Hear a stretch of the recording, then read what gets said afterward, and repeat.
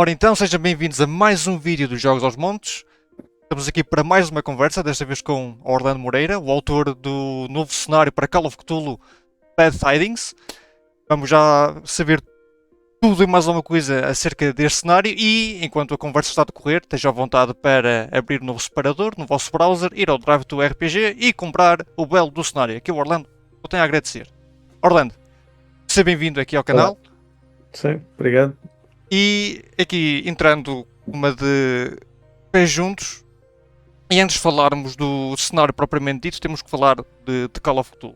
E daquilo que eu sei de ti, tu és alguém que tem um manifesto interesse por esse sistema.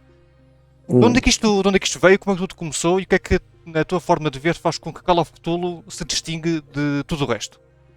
Ok, deixa cá ver. Sim. Call of Cthulhu, pronto, o Call of Cthulhu deixa cá ver, foi o quarto RPG que eu joguei. Eu quando comecei a jogar RPGs foi com Dungeons and Dragons, como quase toda a gente, mas em Certo. 91 ou 92 havia uma tradução em português da Dungeons and Dragons Basic e foi a primeira coisa que nós jogámos. Eu comecei a achar a certa altura, quando me tornei o mestre do jogo, que o Dungeons and Dragons era demasiado limitado para o tipo de histórias que eu queria contar. E entretanto, um colega meu que jogava connosco, foi à Inglaterra e comprou lá dois jogos, foi o Shadowrun e o Cyberpunk. E deu-nos, porque eu é que tinha a paciência para ser mestre. eu, eu Fica corri uma, prenda.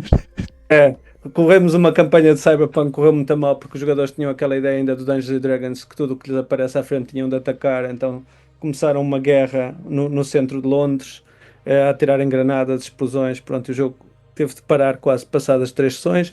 Peguei então no Shadowrun, que era uma coisa um bocadinho mais no meio e tinha a estrutura das missões para tornar as coisas mais fáceis e começámos a jogar Shadowrun e jogámos Shadowrun para aí um ano. E com o Shadowrun eu já estava a tentar entrar numa de temáticas de terror, queria pôr vampiros e zombies e todo o tipo de coisas mais de terror, porque eu sempre tive um bocado mais de tendência para as histórias de terror. Assustar pessoas é uma coisa que eu gosto de fazer. E calhou eu ir de férias a Lisboa com o meu irmão, acho que foi a primeira vez que fizemos férias com os nossos pais. E fomos à loja, era a única loja que vendia roupa em games em Portugal na altura, era uma loja no Saldanha. Nem me lembro o nome da loja, eu sabia a morada, a loja do Saldanha. E fomos lá, e eu cheguei lá, comecei a falar com a malta que lá estava, e havia dois jogos que eles tinham à venda que eram de terror. Tinha o Vampire the Masquerade, segunda edição, talvez a primeira até, e tinha o Call of Cthulhu, quinta edição. E eu na altura fiquei a olhar para os dois e eu tinha ido lá com aquela ideia expressa, porque eu lia uma revista francesa que era Casus Belli, que era de jogos, que diziam muito bem de ambos os jogos, mas a minha ideia era comprar o Vampire. Eu tinha a mania dos vampiros, na altura eu tinha uma grande mania do Drácula, os livros de Anne Rice, essa coisa toda, então eu estava mesmo virado para os vampiros. Mas quando comecei a olhar para os dois livros, houve qualquer coisa naquela coisa esquisita. Eu não sabia quem era o Lovecraft. Eu nunca tinha ouvido falar de Lovecraft. Conhecia Edgar Allan Poe, conhecia muitos escritores de terror mais modernos, mas Lovecraft eu nunca tinha ouvido falar dele. E achei o livro interessantíssimo, com aquele monstro horrível, aquela coisa enorme, com os tentáculos, assim, um olho enorme, aberto a olhar por uma porta. Comecei a passar a mão por aquilo, aquelas escrituras todas bizarras do Certo. Lovecraft. E então, foi quase instintivamente, eu peguei naquele. O Vampire ficou encostado ao canto, eu peguei no Vampire, eu levei eu no Call of Cthulhu, eu só tinha dinheiro para um jogo, não é? Claro, sim, sim. Por isso só, eu queria os dois, mas tinha de ir só um. Ainda perguntei ao tipo se também dava para jogar vampiros com o Call of Cthulhu e olhou para mim e disse: epá, com role-playing games dá para jogar tudo com tudo, mas tipo, claro que não vai jogar vampiros nenhum. E eu peguei no jogo, então levei na altura para a Pousada da Juventude em Sintra. Ui. E comecei a lê-lo antes, porque nós estávamos de férias e aquilo era engraçado, a Pousada da Juventude, porque aquilo ficava longe de tudo. Tu chegavas lá às 6 da tarde e depois não podias sair de lá. Nós não tínhamos carro, éramos miúdos, né? Não podias sair de lá. Estavas na Pousada da Juventude até de manhã cedo, no dia a seguir não havia autocarro, não havia nada. Então eu fui para o meu beliche e comecei a ler o Call of Cthulhu e não consegui parar. Achei aquilo simplesmente, achei o livro fenomenal. Até este dia, eu ainda acho que a quinta edição do Call of Cthulhu é a melhor coisa que há para tu ler, ires lendo aquilo e começares a entrar no mundo do Lovecraft e em todas as ideias estranhas que ele tem acerca de como é que o universo funciona. Eu simplesmente adorei o jogo e fiquei logo obcecado com a ideia. Eu tinha de sair ali e correr para, mal chegasse a casa, quando voltasse de férias, era correr um jogo daquilo. E assim foi. E depois, durante muito tempo, não jogámos outra coisa. Eu acho que até eu entrar para a universidade, o único jogo que eu jogava era Call of Cthulhu. Fui para a universidade no primeiro ano, entrei no Clube de Jogos de Estratégia da Universidade de Aveiro. quase que forcei toda a gente a jogar Call of Cthulhu, só jogavam Dungeons and Dragons, eu insistia, fazia sessões de Dungeons and Dragons e era tipo, se jogares esta a seguir tens de jogar uma de Call of Cthulhu. E andámos nisto até 94 e de alguma maneira nessa altura eu perdi um bocado o interesse no Call of Cthulhu, tinha explorado aquilo muito, comprei o Vampire na altura e a partir daí o meu RPG foi o Vampire durante muitos anos. E só voltei ao Call of Cthulhu. E é aí que vem, porque é que eu acho que o Call of Cthulhu é um jogo melhor do que os outros. Eu passei muitos anos a jogar essencialmente Vampire. Quando depois fui viver para a Holanda, passei um ou dois anos sem jogar nada, porque estava um bocado com medo de fazer jogos em inglês e tal, por isso tinha um bocado de medo de usar uma língua estrangeira. E depois tinha de convencer pessoas que nunca tinham jogado RPGs a jogar um RPG. E se tu experimentares começar alguém a jogar RPGs com o Vampire, tu descobres que explicar as regras do Vampire, os poderes dos vampiros, todas aquelas coisas do mundo do Vampire, é muito mais difícil do que dizeres que és uma pessoa normal nos anos 20 e vão-te acontecer umas coisas esquisitas à frente. Então, para convencer a minha mulher a jogar, para convencer os meus amigos a jogar, eu peguei no Call of Cthulhu outra vez e foi tipo voltar a casa. Call of Cthulhu é sem dúvida o RPG que eu acho mais acessível, o mais fácil para qualquer pessoa jogar que não tenha experiência com o jogo. E tem sido desde aí então, eu costumo correr muitas sessões, eu chego a correr 5, 6 sessões por semana e de vários RPGs, mas o RPG que eu corro mais, cerca de 60, 70% das sessões que eu corro são Call of Cthulhu. E muitas delas para pessoas que nunca jogaram RPGs ou que só jogam comigo e só jogam Call of Cthulhu. Isso é curioso porque lá está, por norma, é como tu disseste, o jogo acaba por ser a praxe para iniciados, é Dungeons and Dragons. Sim. Notas que existe algum tipo de diferença ou algum tipo de receptividade quando alguém começa a jogar com Call of Cthulhu? Notas que há pessoal que joga e sai ou joga e fica porque é mesmo aquilo que quer? É assim, eu com o Call of Cthulhu é muito raro alguém com quem eu começo a jogar não querer jogar outra vez. E normalmente o problema acontece é que eles acham que ser mestre do jogo é muito difícil, que é preciso ter assim sei lá, uma capacidade criativa, improvisacional única que mais ninguém tem, e então não jogam por eles e ficam sempre dependentes de eu ter tempo para jogar com eles. Mas tu tens de servir como mestre do jogo um grupo de 30, 40 pessoas que querem jogar. Convenhamos que é um bocado difícil que eu possa jogar com eles todos e por isso que eu faço é que às vezes faço uma mesa aberta, mando um mail à volta e quem puder naquele dia que venha e tal. Mas o Call of Cthulhu é um jogo que raramente alguém joga Call of Cthulhu comigo e diz isto não é mesmo a minha praça, não é o tipo de jogo que eu quero jogar. Dungeons and Dragons não é assim. Dungeons and Dragons, há muita gente, quando eu corro também, muitas vezes uso Dungeons and Dragons como jogo inicial. Mas eu descobri que o Dungeons and Dragons funciona melhor com crianças e pessoas até uma certa idade e que têm paciência para regras e que querem mesmo jogar no mundo de fantasia. O Call of Cthulhu é para todas as outras pessoas, porque toda a gente gosta de mistérios policiais. E Certo? mesmo que não faças, eu acho que já te disse isso uma vez, é uma coisa que é uma ideia que eu realmente me apercebi há algum tempo, é que um cenário de investigação não é um cenário de terror. Terror e investigação não são a mesma coisa, mas têm uma estrutura semelhante. E sobretudo então se vais para terror, que é nos anos 20, 30, as pessoas associam com o Poirot, menos o Sherlock Holmes, mas o Poirot e a Agatha Christie e Ellery Queen e todos esses escritores de policiais que muita gente gosta e por isso sentem-se à vontade com o jogo de Call of Cthulhu. Quando ele inicia tem um ambiente que eles reconhecem e depois quando a coisa vira um bocado para o terror tu não precisas de atirar tudo para cima deles logo de uma vez Claro que não. e Sim. segundo, o terror do Lovecraft é uma coisa bastante insidiosa, as pessoas de alguma maneira quase Sentem que há ah, algo que não está bem. Algo que. o jogo diz-lhes alguma coisa, o jogo faz-te pensar exatamente na pequenez humana, faz sentir, tu começas com um personagem que tem controle sobre o ambiente dele, um médico, um advogado, alguém até com dinheiro e não sei o quê, e depois de repente o mundo começa-se todo a deslocar à volta dele e começa a ver que tudo o que ele pensa que é a realidade é uma mentira, de certa maneira, não é? Porque nós somos estas criaturazinhas pequenas e os deuses do míssil são tão poderosos e grandes e não sei o quê, e aquela perda de controle, aquela perda da realidade estável que tu conheces todos os dias, é uma coisa que acaba por apelar às pessoas, porque acho que nós temos assim umas vidas muito sossegadas e muito cotidianas e acaba por agradar a muita gente. E também é uma coisa de adaptar aos jogadores. Tu vês que há alguns que se sentem menos confortáveis com o terror, mas há muitos que se sentem confortáveis com mistérios e um bocadinho de sobrenatural. E por isso tu às vezes podes moderar o jogo um bocado mais, fazes as coisas um bocado menos grotescas, menos assustadoras e tal, e mantens muita gente interessada no jogo. A minha mulher, por exemplo, nem sequer gostava de terror quando começou a jogar e disse mesmo que experimentava uma vez, mas isso do terror não é para mim. E hoje em dia acho que os filmes que nós mais vemos São quase tudo filmes de terror. Não é aquele terror gore, sei lá, que era muito comum o Grindhouse, não é? Tipo anos 70 ou coisa do género, nem Jalho, desse tipo de coisa, é aquele terror mais psicológico, que hoje em dia está na moda.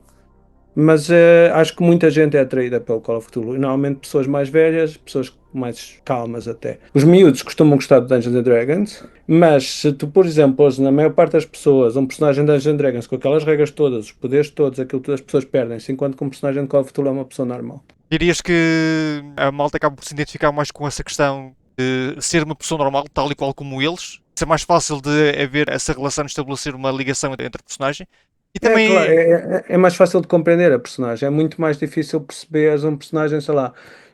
Eu lembro a primeira vez que a minha mulher jogou Dungeons and Dragons, eu ponho lá à frente uma folha de personagem e digo que o teu personagem é um clérigo anão. E ela olha para mim e diz o que é um anão, o que é um clérigo. E depois eu explico o que é um não clérigo, e ela diz, ok, clérigo, não, ou seja, é assim um tipo carrancudo e pequenote e muito religioso. Eu acho que sim. Ok, o que é que ele faz? Eu sei, tens aqui a lista dos feitiços. Ela olhou para a lista dos feitiços, para aí uns 20 feitiços. Ela Exato. disse, ok, isto nunca vai acontecer. Mas um personagem de Call of Duty tu percebes instintivamente. Eu dou-te uma descrição, por exemplo, os personagens do meu cenário, tu olhas para a descrição deles, tem uma nota biográfica pequenina acerca de cada um. Tu vais à folha de personagem, vês o skill set deles e vês o que é que eles sabem fazer, porque tens uma percentagem para cada coisa que ele sabe fazer. Não há poderes especiais, não há feitiços de tocarem alguém e transformá-los em pedra, não há nada disso. E por isso é muito mais acessível à maior parte das pessoas. Não tanto para os miúdos, porque para os miúdos há um bocadinho aquela coisa da fantasia, dos poderes mágicos. O meu filho, quando era miúdo, quando tinha pai 4 ou 5 anos, não queria jogar outra coisa que não fosse o mágico. Ele só queria o Claro, mágico, que sim, era sim. para ter poderes mágicos. Mesmo assim, com crianças, o Call of Cthulhu não funciona tão mal como isso, porque eles gostam de experimentar ser adultos. E o Call of Cthulhu dá a Sim. chance a uma criança de experimentar ser um adulto, agir como um adulto e sentir o que os adultos. Tens de ter cuidado, tens de fazer cenários um bocadinho mais suaves, não pode ser uma coisa muito assustadora.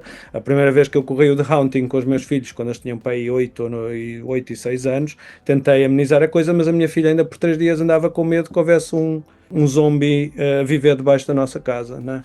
E que à noite acordasse e viesse a atacar. Eu disse, ok, precisa de mais uns anos, Sim. e ela jogou Dungeons and Dragons durante mais um ano, ok, só depois é que voltou a Call of Cthulhu. Agora, diga-se de passagem, as descrições que tu tens no cenário das personagens, epá, são fantásticas. Eu apaixonei-me pela descrição do GNR.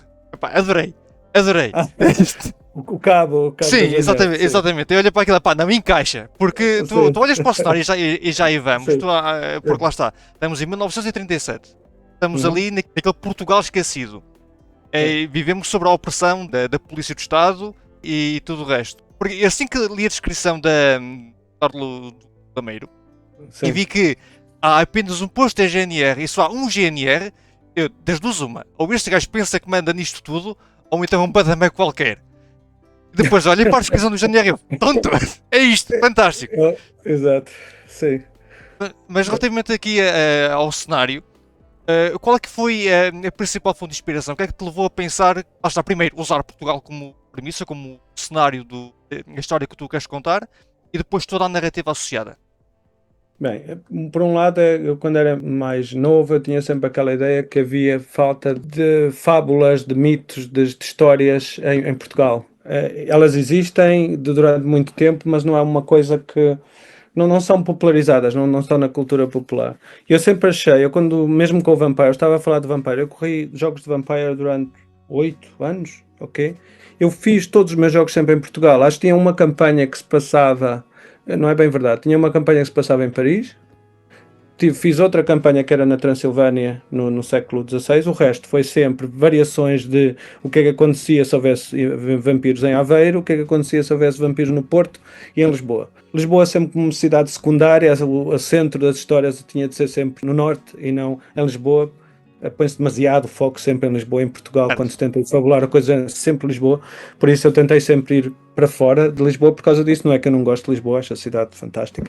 E portanto, por causa disso, eu sempre tive aquela ideia de tentar transportar essas histórias para um ambiente que era o meu e tentar ir fabular, criar fantasia, criar ficção nos sítios que eu conheço. E depois, o que é que aconteceu com essa história? Essa história tem uma história um bocado longa, porque a primeira versão que eu criei dessa história, na verdade, não era em Portugal. Foi uma tentativa que eu tive de fazer um jogo de escrita com o meu pai, em que eu escrevia um capítulo e lhe dei um capítulo para ler e ele escrevia o segundo capítulo e eu era suposto continuá-lo. Isto parou, passado o terceiro capítulo não continuou, infelizmente. Mas o meu pai deu-me uma das cenas principais do cenário que tu leste, que eu não vou mencionar porque é um grande spoiler para o cenário, mas é a cena que acontece na casa, depois Ok. das primeiras... Essa cena foi criada pelo meu pai, a versão original, eu mudei-a muito, mas a cena original era dele. E o que aconteceu foi que ele leu... Originalmente a história era suposto ser na Cornualha e nem sequer era numa praia, era numa falésia e tudo isso, e acho que era porque na altura eu estava com a mania da pousada da Jamaica. O livro da Daphne du Maurier, que eu adoro o livro, e na altura eu queria fazer uma coisa tipo Pousada da Jamaica. Mas era um jogo literário. Depois eu deixei essa história durante muitos anos ficar num canto, esqueci-me dela, nós nunca acabámos. E surgiu a oportunidade com a saída de emergência. Eu tinha feito umas traduções de poesia para eles, eu tinha traduzido o primeiro livro da série do assassino da Robin Hood para eles.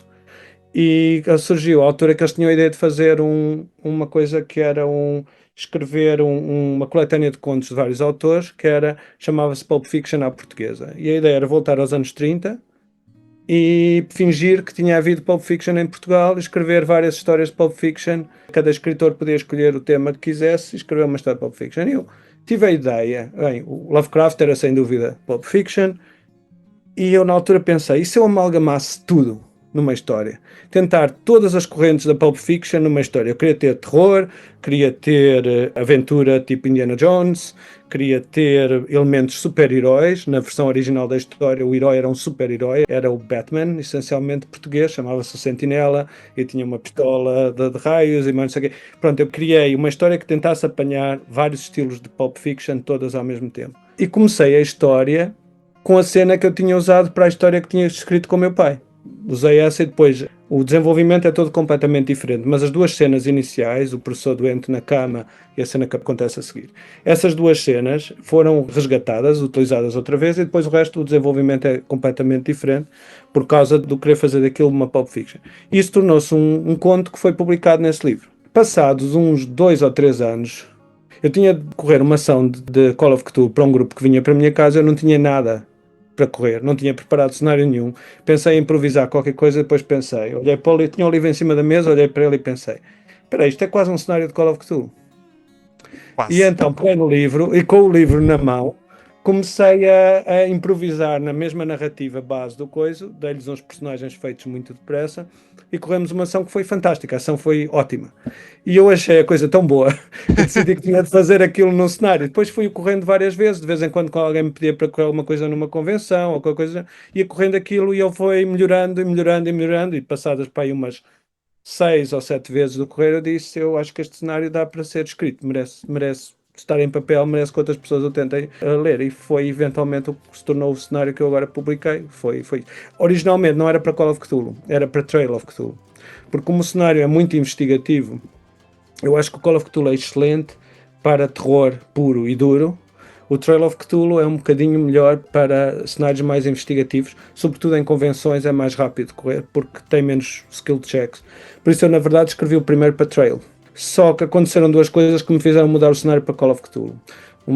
Uma delas foi que eu ia correr o cenário na Rua Lisboa e eles pediram-me na altura para lhes arranjar um patrocínio com a Chaosium. Eu conheço algumas pessoas na Chaosium, então eu contactei a Chaosium. Eles disseram que patrocinavam aquilo e pediram-me para ver a agenda de jogos que iam correr. E eu olho para a agenda de jogos, não havia nenhum jogo de Call of Cthulhu. Quer dizer, tu vais pedir patrocínio à Chaosium e não tens um único jogo de Call of Cthulhu. Então o que eu fiz, peguei nos meus jogos de Trail e mudei imediatamente para Call of Cthulhu. Estes vão ser Call of Cthulhu. E eles viram isso, tinham 2 ou 3 jogos de Call of Cthulhu, então pronto, ok, tudo bem. Mas como eu tinha dito que ia correr Call of Cthulhu, eu tive de adaptar o cenário para Call of Cthulhu. E correu bem. Um bocadinho mais lento, mas os combates são mais interessantes, por exemplo, em Call of Cthulhu do que em Trail. Ok, então isto aconteceu. E depois, a seguir a isto, eu ainda continuei, eu já tinha o cenário quase todo escrito para Trail nessa altura, e ia pô-lo no Community Program da Pelgrane Press. Chego lá, começo a ver a lista dos jogos da Pelgrane Press. Todos os jogos têm Community Program, tirando o Trail of Cthulhu. Eles não aceitam cenários de Trail of Cthulhu. Tive uma discussão com eles, eles disseram-me na altura porque é que não mudas o cenário para Fear Itself ou Exoterrorist. Eu sei sim, mas depois tenho de remover os elementos Lovecraftianos. Claro. E então acabei por encolher os ombros e dizer, ok, eu vou reescrever tudo para Call of Cthulhu. E então o cenário foi todo reescrito para Call of Cthulhu e é a versão que agora está aí. Pronto, acho que contei a história toda do cenário. Sabes tudo. Deixa-me fazer uma sanidade para ver se. Ok, tá bom. Sim. Mas, atendendo a todo esse processo, já percebi que houve várias iterações, porque lá estava, foi um trabalho que foi sendo aprimorado de sessão para Sim. sessão.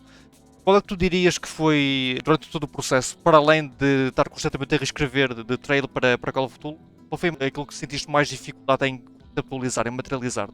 O que foi a maior dificuldade, o que demorou mais tempo de tudo foi os desenhos.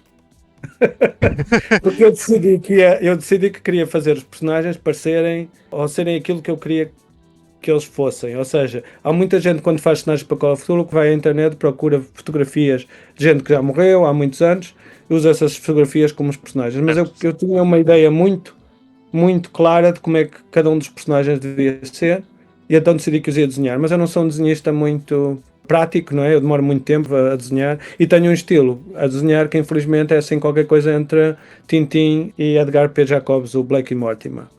E esses estilos não são necessariamente aqueles que uma pessoa imagina mais relacionados com Lovecraft e Call of Cthulhu, mas eu achei que de qualquer modo era aquilo que mostrava os personagens melhor, como eu achava que eles deviam parecer, e então dei-me ao trabalho de fazer os desenhos todos. Em termos do desenho do cenário mesmo, deixa pensar se há assim alguma coisa. Há uma coisa, é que isto foi baseado numa narrativa que essencialmente era um conto, portanto todos os eventos têm de acontecer numa determinada ordem. É Railroad por natureza, é uma narrativa linear, não é? E eu queria que o cenário, eu detesto cenários em que o mestre do jogo tenta forçar os jogadores a não serem espertos ou não terem uma ideia de como evitar que uma coisa aconteça. Eles têm, por exemplo, imagina que eles tinham uma grande ideia que evitava que, eu não vou dizer spoilers para o cenário, mas, por exemplo, uma coisa que evita que uma das cenas centrais do cenário aconteça.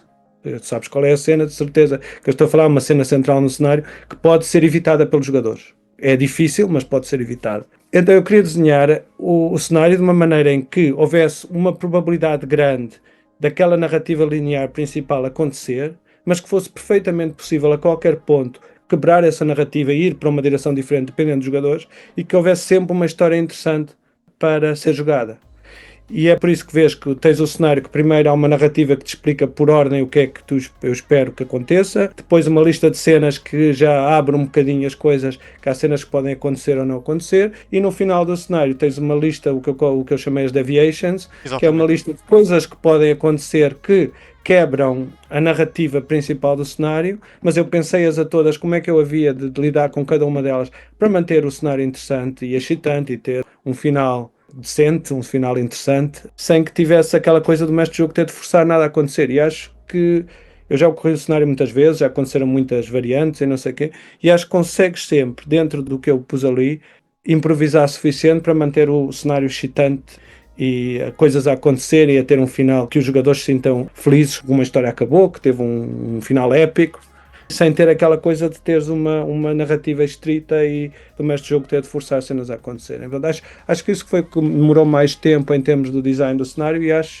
acredito que fiz bastante bem, mas claro que só eu corri o cenário muitas vezes, houve outra pessoa, a Mel, que correu o cenário uma vez, mas a verdade é que há pouca experiência do cenário ser corrido por outros mestres do jogo. E o que funciona para mim pode não funcionar para outro. Claro, sim, sim. Aliás, uma coisa que eu digo sempre a toda a gente é quando lerem o cenário, se quiserem, mandem-me uma mensagem, é fácil encontrar-me na internet, mandem-me uma mensagem e façam perguntas, porque eu tenho muitas ideias de como resolver problemas no cenário, também não as posso pôr todas ali, eu tentei manter a coisa curta e concisa e fácil de ler.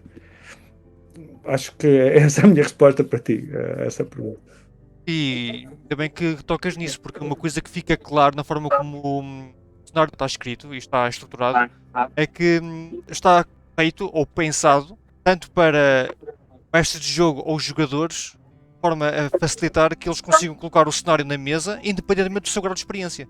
E nota-se claramente que o cenário está muito trabalhado nesse sentido, porque de nenhuma outra maneira terias conseguido criar esses desvios, essas deviations. Agora, poderia perguntar-te se tu vivenciasses cada um desses desvios.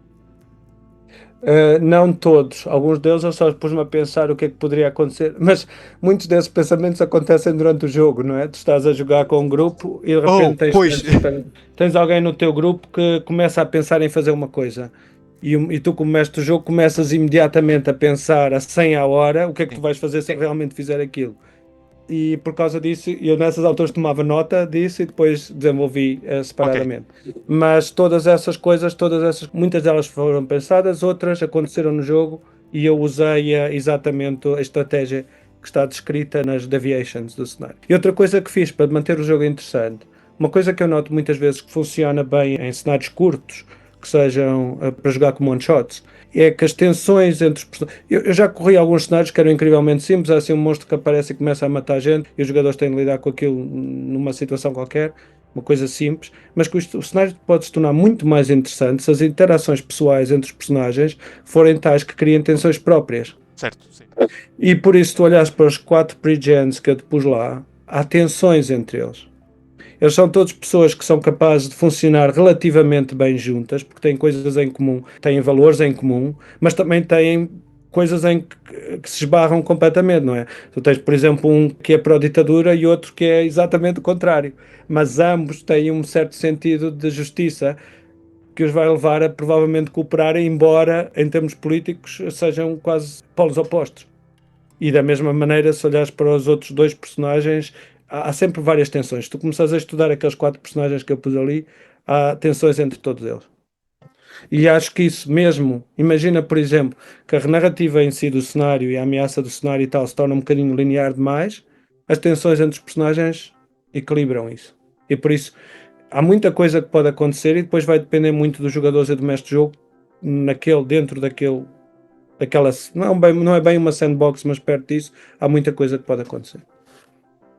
No meio de tudo isso que pode acontecer, o que é que tu sentes, portanto, no processo criativo, ter-se o cenário na mesa, o que é para ti mais gratificante? Vivenciar, de experienciar? Eu quando corro o cenário, eu adoro ver como é que os jogadores desenvolvem os personagens. E esse cenário já foi jogado com outros personagens, mas a maior parte das vezes usou os 4 personagens que eu criei para ele. Eu até tenho um quinto personagem que eu criei para ele, mas eu acho que o cenário funciona melhor com 4, por isso mantive só os 4. E adoro ver como os mesmos personagens, interpretados por pessoas diferentes nas mesmas situações, vão agir de maneiras tão diferentes. E tu tens às vezes coisas, sobretudo eu adoro quando há qualquer coisa que sai de fora daquilo que eu estava à espera que acontecesse, mas que depois bate tão certo com o que vai acontecer a seguir. Tipo quando um personagem está a falar de uma coisa, a dizer, ora, se uma coisa destas acontecesse eu podia fazer aquilo, e depois o que ele pensava que ia acontecer, acontece mesmo, e ele não consegue de todo fazer aquilo que tinha pensado, porque o personagem dele entra em pânico, ou ele esqueceu-se de um pormenor, ou coisa do género. Há um monte de coisas interessantes que podem acontecer. E eu gosto de ver os jogadores a moverem-se pelo cenário e a interpretarem isso, também a perceberem-se de quem os personagens deles são. E tu vês isso. Eu posso dar-te uma descrição de um personagem e esses personagens têm descrições detalhadas, mas eu acho que elas são livres suficientes para permitirem imensa interpretação. Cada Rodolfo que eu tive em jogo foi um Rodolfo completamente diferente. Cada Ariana que eu tive no jogo foi uma Ariana completamente diferente. Eu joguei o jogo com jogadores portugueses, joguei o jogo com jogadores. Houve até uma ação que eu tive no Good Friends of Jackson Elias, que tinha um jogador de cada continente, literalmente. Um jogador estava na Europa, outro jogador estava nos Estados Unidos, outro estava na Austrália, tinha um na Ásia, e o mestre de jogo estava na Europa também, mas continental, enquanto que o tipo estava no Reino Unido. E depois notas como toda esta gente vai interpretar o que é descrito para eles que era Portugal nos anos 30, e tu notas algumas vezes o quão bem eles percebem e outras vezes o quão mal eles percebem o que era. E algumas coisas também eles estão mal. Tudo isso é engraçado. Experimentar estas situações com as pessoas e vê-las evoluir numa situação ficcional que tu criaste, acho divertidíssimo. Portanto, para mim, essencialmente, o que eu ainda gosto mais é de jogar o cenário, mas como eu não posso jogar com toda a gente do mundo, eu gostava que as pessoas tivessem chance de jogar sem eu ter de estar lá. E quis fazer o cenário de uma maneira que mostrasse a maneira como eu acho que um cenário de investigação deve ser organizado. E eu pus muito esforço nisso, que seja fácil de ler, que as pistas estejam no sítio exato onde tu precisas, tu estás naquela sala, naquele lugar, e se vês todas as pistas que lá estão e quais são os skills que tu precisas. Porque uma coisa, por exemplo, eu gosto muito do Weizen, e ainda ontem estava a correr um jogo de Weizen, e aquilo parece bem organizado quando olhas para os cenários de fora. Quando começas a jogar, tu notas que o texto é tão extenso que tu começas a ter de andar a folhear página para trás, página para frente para encontrar a informação. E foi uma coisa que eu tentei fazer, manter tudo muito denso, não ter textos demasiado longos, exatamente para permitir que a informação fosse toda visível. O mestre de jogo olha para uma sala e tem a informação toda da sala. Pronto, esse tipo de coisa. Portanto, o que me dá mais prazer é jogar o jogo, é mesmo o jogo em si, gosto de escrever também para mostrar a outras pessoas como eu gostava que elas escrevessem quando me dão um cenário para correr. Portanto, tentei fazer o cenário com a melhor organização que eu podia fazer, claro, tendo em conta o tempo que tenho para trabalhar nisso. E já agora, atendendo está, à multinacionalidade da malta que tu tendes a ter à tua mesa neste cenário, como é que a malta, tanto portugueses como estrangeiros, lidam com Portugal de 1937, Carlos Lameiro? Há coisas curiosas, sei lá, por exemplo, muita gente, por exemplo, quando começa a ler um personagem como o Rodolfo é um gajo que gosta da ditadura, não é? Sim. Embora ele ache que podia ser melhorado. Não é o, não é Não é o, 100%? não é aquele 100% e tal, mas ele acha que um país precisa de ordem, as coisas precisam estar organizadas. E às vezes há uma certa tendência para os jogadores, por verem ali uma coisa que, pelo menos, acho que a maior parte das pessoas, mesmo nos dias de hoje, com todas as coisas que têm acontecido politicamente nos últimos anos, ainda acha que a democracia não é debatível. Para mim não é, por exemplo. Mas há uma tendência para as pessoas vilificarem o personagem e pensar que ele é um gajo mau, porque tem aquela característica que é muito inaceitável para nós nos dias de hoje. E vi jogadores que tinham dificuldades em viver com isso, faziam dele um fascista, pronto, total e completo, em todas as coisas, a mandar as mulheres para a cozinha, uma pessoa terrível. E por causa disso, talvez nas últimas vezes que eu escrevi o cenário, tentei fazer perceber às pessoas que há nuance nele, porque as pessoas nunca são completamente boas nem completamente más. E se olhares para todos eles têm defeitos graves, os Sim. personagens que eu lá pus. Mas todos eles também têm qualquer coisa, sobretudo os personagens que podes jogar, têm coisas positivas. E o que eu acho interessante, ver certos jogadores que são capazes de perceber isto muito bem, há outros que ficam um bocado focados demasiado na parte negativa do personagem e a representarem um personagem muito negativo porque vem aquilo. E foi por isso que as descrições que tu tens aí agora foram muito trabalhadas, porque eu tentei várias descrições diferentes e vi que às vezes as coisas descambavam um bocado. Personagens muito agressivos, muito negativos e tal. Notei, em geral, que não se pode dizer que os portugueses se adaptassem melhor do que os estrangeiros à situação. Até porque muita gente não conhece aquela zona da costa. É Pois. difícil para os portugueses hoje em dia de perceberem o que era o tempo do Salazar, e eu também não vivi esse tempo, mas pelo menos ainda tenho pessoas na minha família que o viveram muito e que contaram muitas histórias do que era, e uma coisa que às vezes nos esquecemos é que as pessoas continuavam a viver, havia aquele regime e tal, mas havia uma vida de todos os dias que não era necessariamente a coisa mais horrível de todos os tempos, não eram oprimidos a cada minuto da vida, mas havia sempre a paranoia. E acho que o cenário tenta fazer isso. Há muitos momentos de vida normal, há muita gente com vidas mais ou menos felizes e estáveis e não sei o quê, mas há sempre aquela paranoia, aquelas coisas que não se falam. Na vila toda há todas aquelas coisinhas que não se pode falar. Aquele pescador, não se pode falar disso. E as pessoas viviam com isso, rolavam com isso. E no jogo também vês com os jogadores, mesmo de países diferentes, todos rolam um bocadinho com isso. O que às vezes tu notas é que, claro, quando tens um jogador australiano ou americano a jogar um personagem português, há assim uma tendência para cair no estereótipo do que eles pensam que um português é, ou no estereótipo do que eles pensam que o europeu é, se calhar. Eu lembro-me uma vez um jogador a descrever a Ariana, eu pedi-lhe para descrever como é que ele imaginava a Ariana, na altura nem sequer tinha fotografias dos personagens, desenhos dos personagens, e ele virou-se para mim e diz: bem, ela veste assim de uma forma tipo europeia, estás a ver? E eu a pensar, O que é isso? Troca-lhe os sei lá, termos. que é que ela havia de se fazer? Ela é, quer dizer, mas claramente para ele, nos Estados Unidos, havia uma concepção geral de como é que um europeu se veste, que é uma coisa que eu nem sequer sei o que é que quer dizer. Provavelmente qualquer americano sabia o que é que ele queria dizer, eu não fazia ideia. E como assim há coisas desse género que são engraçadas de ver. Mas em geral, o cenário eu joguei com muitos portugueses, joguei também com muitos estrangeiros, e acho que não houve ninguém que se sentisse assim, que estivesse desagradado com o cenário ou com a maneira como representa e utiliza a política da época e a situação geral da época, mas acho que em geral as pessoas que gostam mesmo do cenário. Essa foi também uma razão que me levou a acabar por escrever, porque foi sempre muito bem recebido. E posso dizer-te que daquilo que, daquilo que eu percebi e daquilo que eu entendi do cenário, é que encaixa tudo. É que, lá está, a época histórica, da questão da política, da opressão, de haver coisas que não se dizem, de estarmos ali naquele Portugal esquecido, naquela região em que, quando vêm estes tempestades, fica tudo interdito a nível de acesso, fica tudo completamente isolado. Encaixa naquilo que se pretende que um cenário de Call of Duty seja. Ponto. Exatamente. Tudo encaixa. Isso foi também a razão porque eu usei aquele lugar. Acho que foi. O lugar, a vila tem um nome ficcional, eu chamei-lhe Vilar do Lameiro, mas fica exatamente no sítio onde a torreira fica. E a razão porque eu não lhe chamei Torreira foi porque eu inventei a história antes de ver o que é que havia ali na Torreira naquela altura. E por isso, o Vilar de Lameiro que eu inventei é uma mistura da Torreira com o Furadouro, que são duas vilas diferentes e têm uma história diferente. Mas eu conhecia muito melhor o Furadouro. Eu, em miúdo, falava muito com os pescadores do Furadouro e sabia das guerras entre as famílias de pescadores, e não eram as famílias, as companhias de pescadores, e toda a história que existia entre eles. E eu fiz uma reportagem mesmo acerca disso na altura. E por isso, muitos desses elementos eu aproveitei na história. Depois não queria representar mal a Torreira, então resolvi dar-lhe um nome ficcional. Mas uma coisa que eu me apercebi acerca do terreiro, que eu vi da minha avó, porque a minha avó era da zona, ela é de Ovar e ia muito lá no verão. Nos anos 30 não havia estrada na Torreira, não havia uma estrada de Alcatrão que ligasse à terra. Aquilo é uma península, tinha estradas na zona, algumas, mas as estradas não ligavam a nada, eram só ali, era como se fosse uma ilha. E hoje em dia há uma ponte que liga diretamente de Mortosa, acho eu, à Torreira, mas na altura nada disso havia.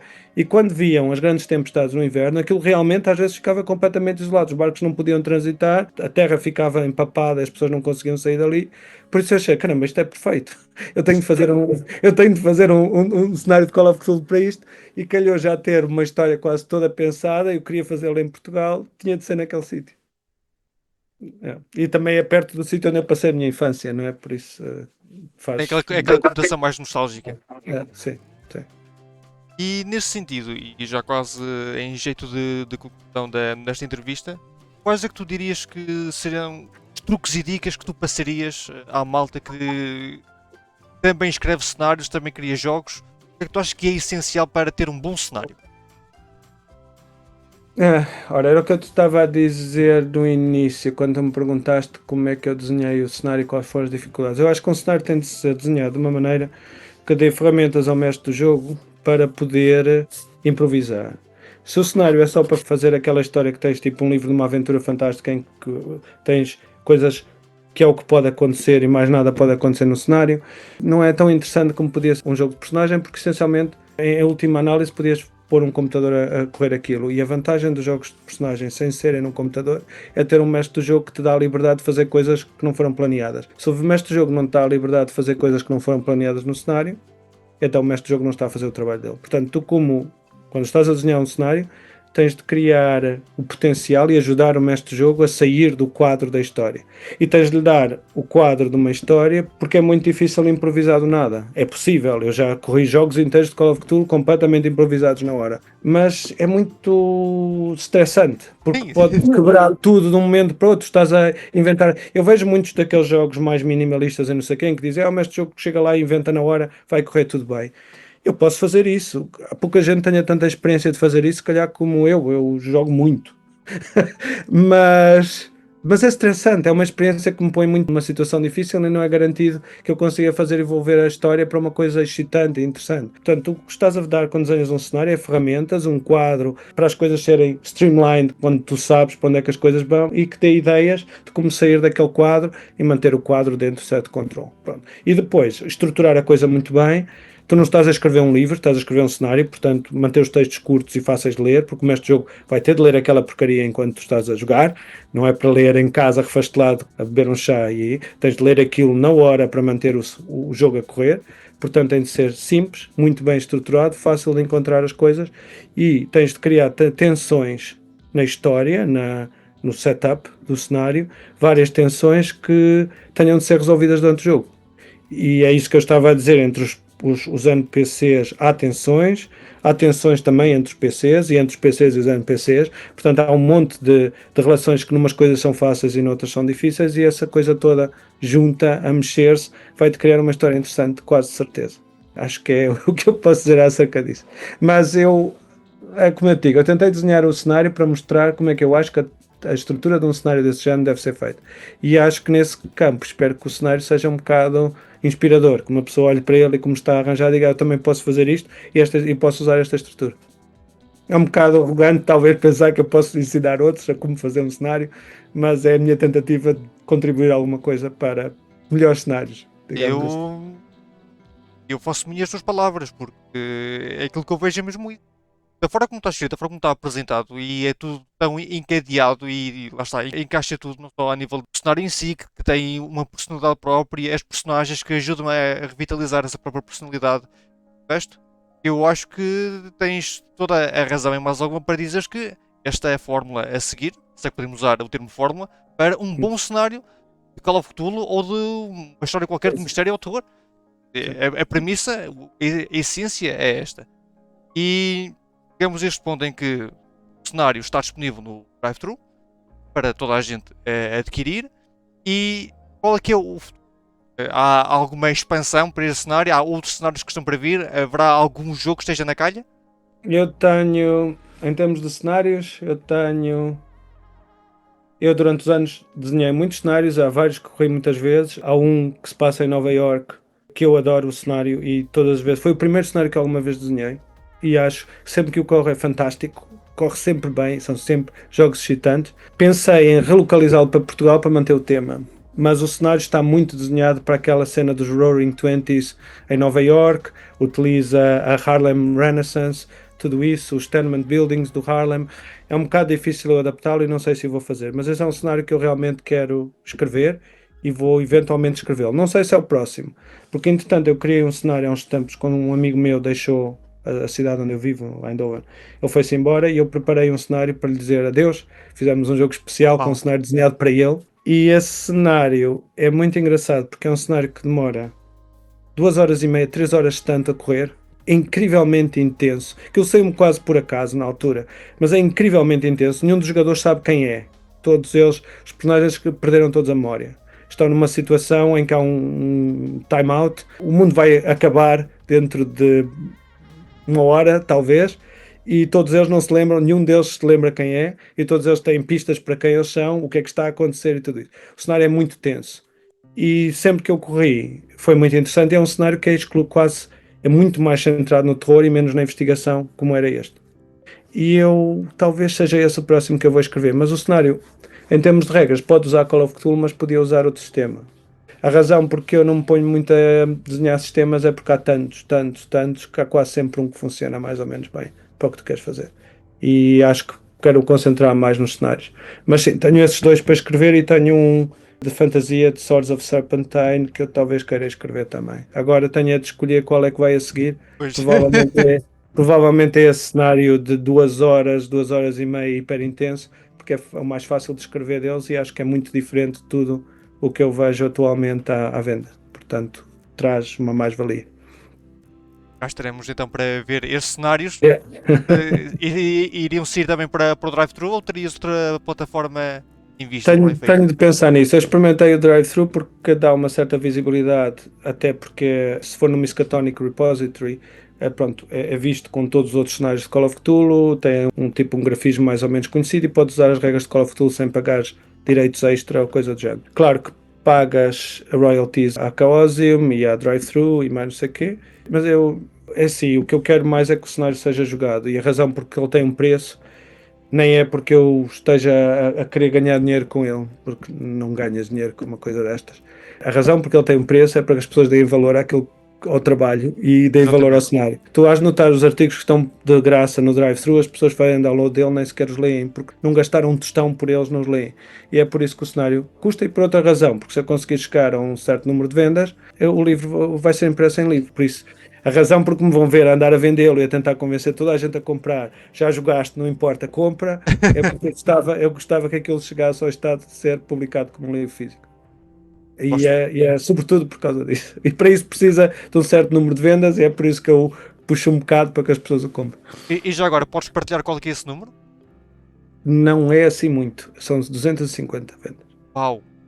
É. Basta 250 unidades compradas, unidades, Sim. e Sim. pode ser logo Mas eu desbloqueado posso esse. dizer cerca de 95% dos cenários que aparecem no drive-thru nunca chegam a esse, não.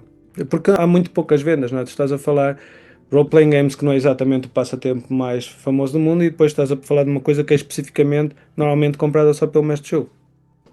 É o nicho do nicho.